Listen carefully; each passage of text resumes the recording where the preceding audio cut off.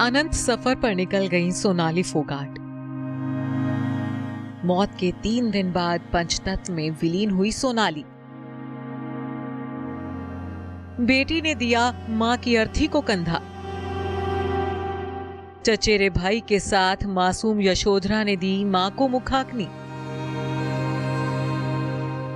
दिल में मां को खोने का दर्द, आंखों में आंसू और कंधे पर मां की अर्थी उठाने का पहाड़ जैसा बोझ।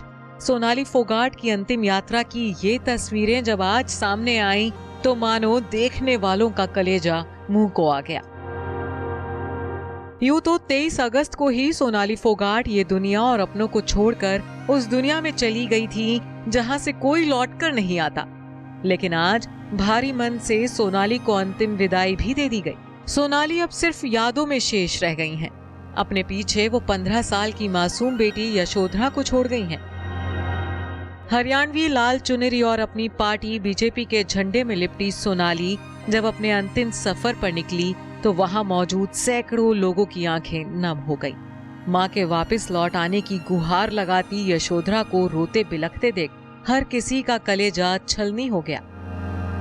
इस दौरान वो नजारा भी देखने को मिला जो पत्थर दिल शख्स को भी रोने के लिए मजबूर कर दे। मां की अंतिम यात्रा में उसकी मासूम बेटी सबसे आगे चली। 15 साल की यशोधरा ने अपने कोमल कंधों पर मां की अर्थी का पहाड़ जैसा बोझ उठाया, मानो वो आखिरी पल तक अपनी मां का साथ नहीं छोड़ना चाहती थी। सोनाली फोगाट का अंतिम संस्कार ऋषिनगर शमशान घाट में किया गया।